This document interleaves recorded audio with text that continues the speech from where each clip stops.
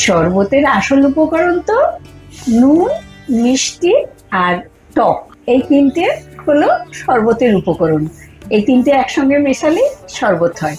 এবার তার মধ্যে কি কি ফ্লেভার দেবেন সেটাই হলো শরবতকে চেঞ্জ করে দেয়।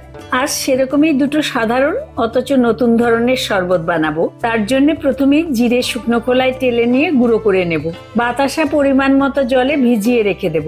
আমাদের ছোটবেলায় ফ্রিজ ছিল না, এভাবেই কুজোর জলে বাতাসা বা গুড় ভিজিয়ে রেখে শরবত বানানো হতো। একটা গন্ধরাজ লেবু কেটে রাখবো আর পান পাতার বোটাগুলো ছাড়িয়ে অল্প একটু বাতাসা ভেজানো জল দিয়ে পিষে রস বার করে নেব।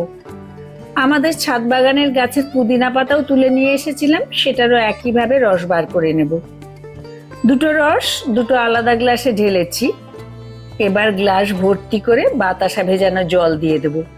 প্রতি গ্লাসে বিট লবণ আর ভাজা জিরের গুঁড়ো দিয়ে ভালো করে মিশিয়ে নেব। আর শেষে দেব গন্ধরাজ লেবুর রস। ব্যাস, তাহলেই তৈরি হয়ে যাবে দুই রকম ফ্লেভারের দুটো সাধারণ অথচ অসাধারণ শরবত। দুটোই দুই রকম টেস্ট হয়।